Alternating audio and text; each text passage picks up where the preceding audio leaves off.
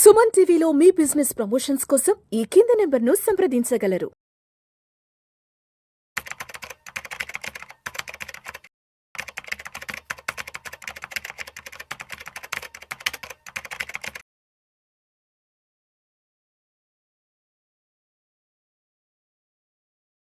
నమస్తే గిరిబాబు గారు. నమస్తే అండి.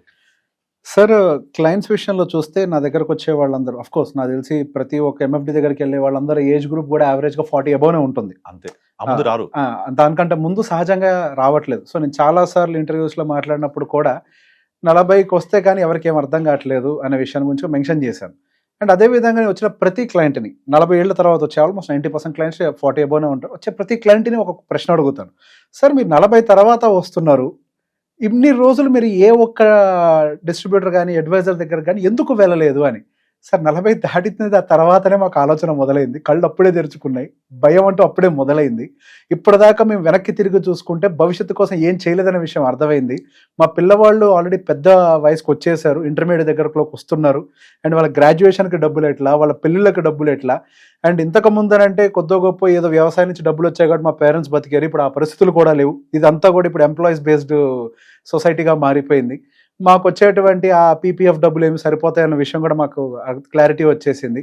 సో బేసిక్గా ఈ లేట్గా రావటం అనే ఒక పాయింట్ గురించి నేను ఎప్పుడు వరీ అవుతూనే ఉంటాను. ఒక మాట్లాడటం కూడా హెసిటేట్ చేస్తున్నారు ఎర్లీ ఏజ్ గ్రూప్ వాళ్ళు. సో ఈ ఎర్లీ ఏజ్ గ్రూప్ వాళ్ళకి మీరు ఎటువంటి సలహాని ఇవ్వాలనుకుంటున్నారు? నేను ఆల్రెడీ చాలాసార్లు చెప్పాను చాలా వీడియోస్లో. మన లైఫ్ని 25-25-25 3 పార్ట్స్గా డివైడ్ చేసుకోవాలి. ఆ 25-25-25లో ఫస్ట్ 25 పేరెంట్స్ సపోర్ట్ తోటి ఎడ్యుకేషన్ కెరియర్ కంప్లీట్ అయిపోతుంది. అది అయిపోయిన తర్వాత 25 అయిపోయాక రఫ్లీ అరౌండ్ 26-27లో జాబ్ వచ్చింది, జాబ్లో సెటిల్ అయ్యారనుకుంటే 30 కల్లా మ్యారేజ్ అయిపోద్ది. ఇక 30 నుంచి 50 20 years is very very crucial. ఒకవేళ 25కే జాబ్ వస్తే లక్కీ ఇనఫ్. ఆ 25 నుంచి 30 వరకు ఆ 5 ఇయర్స్లో కొత్తగా డబ్బులు సంపాదించడం మొదలుపెట్టి ఎంజాయ్ చేయడము, కొత్త గ్యాడ్జెట్స్ బైక్స్ కొనుక్కొని కొత్తగా మ్యారేజ్ అయ్యి అదొక హనీమూన్ పీరియడ్ అయిపోద్ది. 30 వరకు నెమ్మదిగా ఒకరు పుడతారు 30లో. ఇక పుట్టగానే నెమ్మది అదొక 2-3 ఇయర్స్ గడిచిపోద్ది. ఇక అప్పుడు మెల్లగా నువ్వు అన్నట్టు అసలు ఆలోచన మొదలవుతుంది. మొదలై ఆ 30-34 మొదలైన ఆలోచన కళ్ళు తెరిచి బయటకు వచ్చి మాట్లాడేసరికి 40 ఇయర్స్ అయిపోద్ది. బట్ అలా 40 ఇయర్స్ తర్వాత చేస్తే వాళ్ళు కోల్పోయిన డబ్బులు కాదు, టైం. ఎగ్జాక్ట్లీ. ఇక్కడ మీ దగ్గర డబ్బులు ఎంత ఉన్నాయో మీకు తెలుసు, కానీ ఎంత టైం ఉందో ఎవరికి తెలియదు. సో ఇక్కడ more value is in time, not the money. ఇప్పుడు మనము చాలా చాలా యాప్స్లో ఉంటాయి డిలే కాస్ట్ అని చెప్పి. ఆ డిలే కాస్ట్ కూడా ఏం చెప్తుంది, ఒక 25 ఇయర్స్లో మొదలుపెట్టే వాళ్ళు సేమ్ అమౌంట్ రీచ్ అయినప్పుడు అదే అమౌంట్ రీచ్ అవ్వాలంటే 35 వాళ్ళు దానికి 3 to 4 times ఎక్స్ట్రా ఇన్వెస్ట్ చేయాల్సి వస్తుంది ఎవ్రీ మంత్ ఆన్ మంత్. అలా చేసినా కూడా 25లో మొదలుపెట్టిన వాళ్ళకి అంత రాదు. కాంపౌండింగ్ ఫ్యాక్టర్ మీరు అది ఎక్కడైనా చూడండి. ఇప్పుడు వారన్ బఫెట్ వెల్త్లో మెజారిటీ ఆఫ్ వెల్త్ క్రియేట్ అయినంత లాస్ట్ 10 yearsలోనే. ఆయన ఆల్రెడీ 97 చేంజ్కి వచ్చేసాడు ఏజ్. 85 వరకు ఉన్న wealth more than 2 to 3 times last 10 years వచ్చింది. ఇది పవర్ ఆఫ్ కాంపౌండింగ్లో జరిగే అతిపెద్ద మిరాకిల్ ఇది. దీన్ని అర్థం చేసుకోవాలి అంటే టైం ఇవ్వాలి మనం. సో అందుకే నేను ఏం చెప్తానంటే 25-25-25లో ఫస్ట్ 25 అయిపోయింది, పిల్లలకు supported by parents. Second 25 you have to support your family and you have to support your self. ఈ 25 to 50 ఏజ్లో మీరు ఎంతైతే డబ్బు సంపాదిస్తారో అందులో ఒక 15%, 80-85% ఫర్ ద డే, ఒక 15-20% ఫర్ టుమారో సేవ్ చేసుకుంటూ వెళ్తే మీకు థర్డ్ 50 వస్తుంది, 50 to 75. ఇప్పుడు ఈ కొత్త నయా జమానాలో ఏమైపోయింది, మన పేరెంట్స్ వచ్చేప్పటికి 60-65 దాకా వర్క్ చేసేవాళ్ళు. అంటే వాళ్ళకు వర్కింగ్ పీరియడ్ ఏమో 60-65 వరకు కూడా ఉంది. రిటైర్మెంట్ లైఫ్ దాని తర్వాత మహా అయితే ఒక 5-10 సంవత్సరాలు, 75 లైఫ్ స్పాన్ అనుకుంటే. కానీ ఇప్పుడు లైఫ్ స్పాన్ చాలా పెరిగింది. ఈవెన్ ఇప్పుడు జెన్జీ తర్వాత నెక్స్ట్ వచ్చిన కొత్త జనరేషన్స్లో ఈ 2020 తర్వాత పుట్టిన వాళ్ళల్లో people are saying that the improved medical conditions, improved health conditions, improved food హ్యాబిట్స్లో they can live up to 80-85. కానీ అదేమో లైఫ్ స్పాన్ పెరిగింది, వర్కింగ్ పీరియడ్ ఏమో తగ్గిపోయింది. Exactly 50-55 is maximum. మీరు ఎప్పుడు రిటైర్ అవుతారంటే ఇప్పుడు జనరేషన్ 40-45 చెప్తున్నారు. కానీ 45 తర్వాత ఏం చేస్తారంటే ప్లానింగ్ ఉండదు వరకు, అది వేరే విషయం. ప్లానింగ్ ఏముండదు, కానీ నేను 45 రిటైర్ అవ్వాలంటారు. ఓకే, నేను వరల్డ్ టూర్ వెళ్తానంటారు. వరల్డ్ టూర్ కాదు, బయట వెళ్ళి ఒక 1 week ఉండిరండి, తెలుస్తుంది మీకు. ₹1,00,000 ఖర్చు అవుతుంది. అకామిడేషన్కి, ఫుడ్కి, ట్రాన్స్పోర్టేషన్, 3 అకామిడేషన్, ఫుడ్, ట్రాన్స్పోర్ట్. బయట ఎక్కడ ఏ హోటల్కి వెళ్ళినా రోజుకు 3-4 వేలు తక్కువ ఉండదు. సో 1 week ఉన్నారంటే అదొక 25,000. అండ్ ఫుడ్ రోజుకి 1,000-2,000 తక్కువ ఉండదు. అండ్ ట్రాన్స్పోర్టేషన్ అది ఒక్కళ్ళకైతే, ఇద్దరు వెళ్తే మరి మీ దగ్గర అంత డబ్బులు ఉన్నాయా? వారం రోజుల్లో ₹1,00,000 పే చేసే అంత స్పెండ్ చేసిన డబ్బులు అది ఉండవు. కానీ 45కి రిటైర్ అవుతాను, నేను నాకు 45కి వరల్డ్ టూర్ చేస్తా, ఇంకో పని చేస్తా అని ప్లానింగ్ ఉంటుంది. బట్ ప్లానింగ్కి సంబంధించిన యాక్షన్ ఒకటి కూడా ఉండదు. ఓకే, సో అట్లా కాకుండా ప్రాపర్గా ప్లానింగ్ చేసుకొని ఆ కళ్ళు తెరిచేది ఏదో 40లో తెరవకుండా 30లో కళ్ళు తెరిస్తే 10 సంవత్సరాల బిగ్గెస్ట్ పీరియడ్ దొరుకుతుంది వాళ్ళకు. అప్పుడు దాన్ని వచ్చే శాలరీలో నుంచి 85%, 80% ఫర్ డే ఖర్చు పెట్టుకొని 20% సేవ్ చేసుకుంటూ వెళ్తే 50 నుంచి 80 ఇయర్స్ వరకు, అంటే మరో 30 years, which is the biggest life span and most expensive life span. అది ఎందుకు? మీకు మెడికల్ ఎక్స్పెన్సెస్ రావచ్చు, పిల్లల కెరియర్లో సెటిల్ అవ్వకపోతే మనం చూసుకోవాలి, మన పేరెంట్స్ ఉంటే వాళ్ళని చూడాలి, తర్వాత హెల్త్ కండిషన్స్ గురించి మనకు ఎక్స్పెన్సెస్ పెరగవచ్చు, కొన్ని రెస్పాన్సిబిలిటీస్ పెరుగుతాయి, అండ్ మోస్ట్ ఎక్స్పెన్సివ్ జోన్ అది. ఆ ఎక్స్పెన్సివ్ జోన్లో డబ్బులు రెగ్యులర్ క్యాష్ ఫ్లో రావాలి. But unfortunately when people are getting retired at the age of 50, మీకు ఎక్స్పెన్సెస్ ఏమో షూటప్ అవుతున్నాయి, ఇన్కమ్స్ ఏమో ఆగిపోతున్నాయి. పాపం ఇన్కమ్కి తెలియదు నాకు ఎక్స్పెన్సెస్ పెరిగిపోతాయి ఎక్కడ నుంచి అని. అక్కడ డబుల్ ఇంపాక్ట్ అవుతుంది. దాన్ని ఎదుర్కోవాలి అంటే డెఫినెట్లీ ప్లానింగ్ చేసుకుంటూ ముందు నుంచే వెళ్ళాలి. ఈ ప్లానింగ్ అంటే ఏం చేస్తారు మన వాళ్ళు? అక్కడ ఒక ప్లాట్ కొన్నా, ఇక్కడ ఒక ప్లాట్ కొన్నా, ఇది ప్లాట్ ఇది అని మొత్తం ప్లాట్లు కొని కూర్చుంటారు. ఏమవుతుంది? అది cash poor asset rich. Cash poor asset rich ఉంటే you die as a rich person but you live as a poor person. అలా ఎప్పుడు జరగకూడదు. The concept is completely should change, must change. You live rich, die poor. అంతే. నువ్వు గొప్పగా జీవించు, పేదవాడిగా చచ్చిపో, పర్వాలేదు. ఎందుకంటే ఆ లెగసీ కంటిన్యూ కావాలి. సో అలా అవ్వాలి అంటే you have to plan from the beginning. So మనకు వచ్చే ఇన్కమ్ని మనము 50 ఇయర్స్ రీచ్ అయ్యేప్పటికల్లా all fixed assets should convert into financial assets. Liquidity should be the king. Cash is king. ఆ క్యాష్ రూపంలోకి అన్ని మార్చేసుకోవాలి. ఎక్కడెక్కడ రియల్ ఎస్టేట్లో ఉన్నాయి అన్ని కన్వర్ట్ చేసుకుంటూ ఒక రెగ్యులర్ క్యాష్ ఫ్లో వచ్చేలాగా ప్లాన్ చేసుకొని, నాకు 50 నుంచి 80 దాకా, నాకు నా తర్వాత వైఫ్కి మినిమం ఎంత కావాలి డబ్బులు, అది మళ్ళీ ఎక్స్పోనెన్షియల్గా ఎవ్రీ 5 ఇయర్స్కి ఒకసారి ఒక 10% పెరుగుతూ 3 ఇయర్స్ టు 5 ఇయర్స్లో పెరుగుతూ నాకు రావాలి అంటే నాకు కార్పస్ ఎంత ఉండాలి, ఈ కార్పస్ ఉండాలంటే ఇప్పుడు నేను ఎంత చేయాలి, ఇవన్నీ ప్లాన్ చేసుకుంటూ వెళ్తే అప్పుడు ఆ కళ్ళు తెరిచేది ఏదో 30 కళ్ళు తెరిస్తే definitely life is beautiful, they can enjoy that. But ఇక్కడ ప్రాబ్లం అంతా వాళ్ళు ఇదంతా అర్థం చేసుకునేప్పటికే సినిమా అయిపోద్ది. ఎగ్జాక్ట్లీ టైం ఉండదు. కనుక మనం ఇలా ఎక్స్పర్ట్ అడ్వైజ్ లాగా మనం మాట్లాడుతున్నది విన్నవాళ్ళు ఇంప్లిమెంట్ చేయగలిగితే అంతకంటే బ్యూటిఫుల్ లైఫ్ ఇంకోటి ఉండదు. So simple, for your question the answer is they have to open their eyes much early. That is the only option. లేదు నాకు తెలియలేదు, టైం అయిపోయింది, అలా చాలా మంది అలాగే ఉన్నారు. నేను నా దగ్గరకు ఒక క్లయింట్ వచ్చాడు, మోహన్ రావు అని.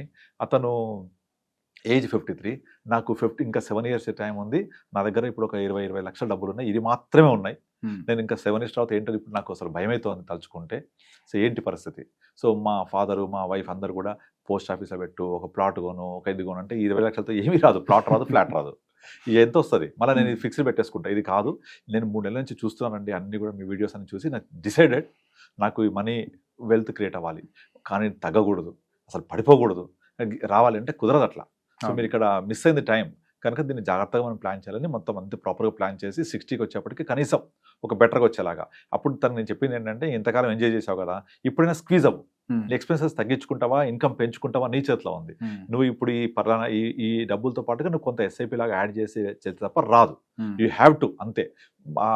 లాస్ట్ 20 ఇయర్స్ అంతా ఎంజాయ్ చేశావు కదా, ఇప్పుడు దానికి సంబంధించిన నువ్వు పెనాల్టీ పే చేయాలి, అంతే, దట్స్ ఆల్, ఇంకా ఆప్షన్ లేదు. అలా స్క్వీజ్ అయ్యి రావాల్సిందే. ఇంకో క్లయింట్ ఎగ్జాంపుల్ చెప్తాను. అతనికి ఎప్పుడో 20 ఇయర్స్ బ్యాక్ ఒక ప్లాట్ కొన్నాడు మియాపూర్లో. అది ఈ రోజు ప్లాట్ వాల్యూ 2 కోట్లు ఉంటుంది. అండ్ ఉండేది సొంత ఇల్లు. ఆ సొంత ఇల్లు మామూలుగా ఉంటుంది అది, కానీ సొసైటీలో మీకు ఉండడానికి సొంత ఇల్లు ఉంది, అక్కడ ఒక ప్లాట్ ఉంది, అసలు మీరేంటి కోటీశ్వరునికి ఫీల్ అయిపోతుంటారు. కానీ ఆయనకు వచ్చే నెల జీతం 20,000 రూపాయలు. ఒక నార్మల్ టీచర్ ఆయన, అంటే ఇప్పుడు 55 పైన వచ్చాడు, యాక్చువల్గా ప్రైవేట్ టీచరు. ఇప్పుడు ఆయనకు 20-25 నుంచి ఎవరు ఇవ్వట్లేదు ఎక్కడ కూడా, ఏ స్కూల్లో కూడా. 20,000 రూపాయలతోటి ఆయన తట్టుకోలేకపోతున్నాడు సరిపోక.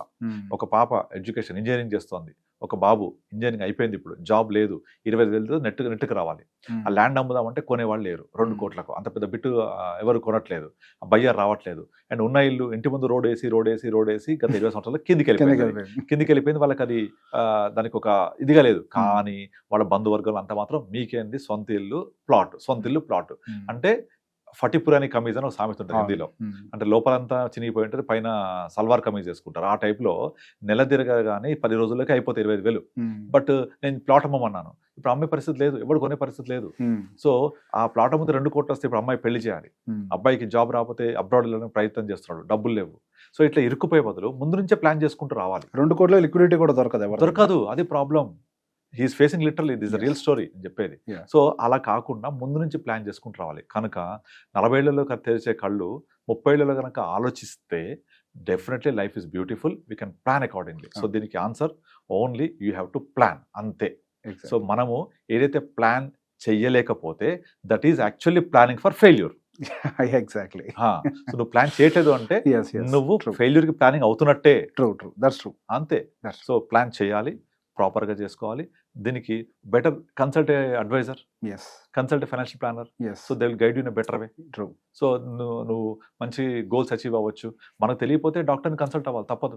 అన్ని మనమే చేసుకోలేము. పెరటి వైద్యాలు అన్ని చోట్ల పనిచేయవు కదా. ఇప్పుడు డాక్టర్ దగ్గరికి వెళ్తే కూడా వాళ్ళు బోర్డు పెడుతున్నారు బయట, please come in to my cabin by leaving your Google information.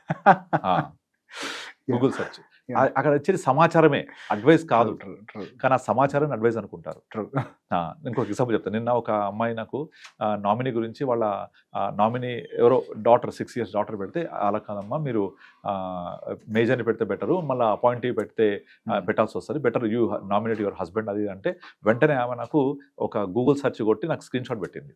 అది పైన ఏఐ సెర్చ్ అని రాస్తుంది, కింద you can nominate your friend, you can nominate any trustworthy, you can nominate central government, you can nominate state government, you can nominate local authorities, you can nominate your blood relatives. ఇవన్నీ ఇచ్చారు nomination. ఇచ్చారు కదా, మా బేబీని పెడితే ఏంటి తప్పంటది. అసలు అక్కడ ఏ సెర్చ్ ఇచ్చింది ఇండియన్ పర్స్పెక్టివ్ కాదు, అది అబ్రాడ్ పర్స్పెక్టివ్. మన ఇండియాలో ట్రస్ట్ వర్తీ పర్సన్ నామినేట్ చేయొచ్చు అసలు లేదు. Who is trust worthy person, అసలు ఆ టర్మే లేదు. లేదు. And you can nominate your friend, which is not possible. You can nominate state government, central government, that's different story. Trust ni పెట్టొచ్చు nominee కింద, దానికి ఏదో బిల్లు రాసి వదిలేయాలి. కానీ ట్రస్ట్ వర్తీ పర్సన్ ఫ్రెండ్ పెట్టొచ్చు కదా, ఇది ఉంది కదా. ఇగో ఇది పరిస్థితి అని నేను చెప్పిన, నాకు కోపం వచ్చింది అసలు. అది కదా, మనం ఏ సెర్చ్ గూగుల్లో సెర్చ్ కొడితే, అది నువ్వు సెర్చ్ కొడుతుంది ఇండియన్ పర్స్పెక్టివ్ అని కొట్టావా, లేకపోతే అది ఇచ్చింది ఇన్ఫర్మేషన్, నువ్వు ఆ ఇన్ఫర్మేషన్ అడ్వైజ్ అనుకుంటున్నావు. సో నువ్వు ఎవరో ట్రస్ట్ వర్తీ అని మీ ఫ్రెండ్ అని పెట్టేస్తే, రేపు పొద్దున నీకు ఈ డబ్బుల కోసం నేను ఏమైనా చేస్తే, so where is I insurable interest ఉండదు కదా, నా అతను నీ మీద ఎందుకు రెస్పాన్సిబిలిటీ ఉంటుంది. కానీ అలా కాదు, better you put your husband or your father, mother, brother, sister, వీళ్ళకి రెస్పాన్సిబిలిటీ ఉంటుంది. This is what exactly. So ఆ ఏ సెర్చ్, గూగుల్ సెర్చ్ కొడితే ఇట్లాగే వస్తాయి ఆన్సర్లు. సో అది తీసుకొని వాళ్ళు ప్లాన్ చేసుకుంటూ ఉంటారు. That is only information, not the advice. ఇప్పుడు చూడు, మనం ఎన్ని సిప్పులు క్యాన్సిల్ అవుతున్నాయి ఇవన్నీ చెప్తున్నారు కదా. నా క్లయింట్స్కి ఫోన్ చేసి అందరు సిప్పులు క్యాన్సిల్ చేస్తున్నారు, మనం కూడా క్యాన్సిల్ చేద్దామా అని అడుగుతారు. అయ్యా బాబు, వాళ్ళందరూ తెలియక క్యాన్సిల్ చేస్తున్నారు. ఇప్పుడు ఇన్వెస్ట్ చేసే టైం ఇది, this is accumulation of units. అది విషయం మర్చిపోతున్నారు. యూనిట్స్ అక్యుములేషన్, ఇది ఇన్వెస్ట్మెంట్ గ్రోత్ కాదు. ఇది ఇలా అక్యుములేట్ చేసుకుంటూ పోతే రేపు పొద్దున పెరిగినప్పుడు డబ్బులు వస్తాయి. మంచి తర్వాత ఎప్పుడు, చెడు తర్వాత ఏమొస్తుంది, మంచిగా వస్తుంది. పడిన తర్వాత ఏమైంది, పెరుగుద్ది. ఇది అందరికీ తెలిసే విషయం. సో పడుతుంది కదా, తర్వాత ఏమైంది, పెరుగుద్ది కదా, కొనుక్కోవాలి. ఇప్పుడు కనుక ఒక బ్యాడ్ తర్వాత ఏమొస్తుంది, గుడ్ వస్తుంది. సో ఇప్పుడు బ్యాడ్ టైంలో is a good time for investment. But అందరూ క్యాన్సిల్ చేస్తున్న ఇప్పుడు మనము చేద్దామా, అందరూ ఆపేస్తానంటే మనం ఆపేద్దామా, వేరే ఎవరో ఓ పెద్ద ఆయన ఫండ్ మేనేజర్ మాట్లాడుతున్నాడు స్మాల్ క్యాప్ మిడ్ కానీ మనం ఆపేద్దామా. అరే వాళ్ళు చెప్పేదంతా సమాచారం, అది you understand the perspective what you want. So ఇప్పుడు బాగా వాల్యూస్ తక్కువ ఉన్నాయి, డబ్బులు ఉన్నాయి కదా దగ్గర, ఇన్వెస్ట్ చేయి. ఇప్పుడు wait for some time, it will get you. Market పెరగకపోదు, మనుషులు మార్కెట్లు ఎప్పుడు పైకే పోతాయి కదా, కానీ పడుతూ లేస్తూ పోతాయి. సో రిస్క్, వొలటాలిటీ, దీన్ని అర్థం చేసుకోవడం కూడా చాలా మంది మిస్టేక్ అవుతారు. రిస్క్ వేరు, వొలటాలిటీ వేరు. ఇది volatility, not the risk. Risk means మీ డబ్బులు పోవడం, మనిషి చచ్చిపోవడం, రోడ్డు మీద యాక్సిడెంట్ అయితే రిస్క్ జరిగిపోవడం, అవి రిస్క్. ఇది వొలటాలిటీ. ఇది more the volatility, hire the returns. Volatility లేకపోవడమే పెద్ద రిస్క్, నువ్వు రిస్క్ తీసుకోవడమే పెద్ద రిస్క్. సో మనం అర్థం చేసుకోవడం ఉంటుంది అన్ని కూడా. Right sir, thank you so much. Thank you అండి.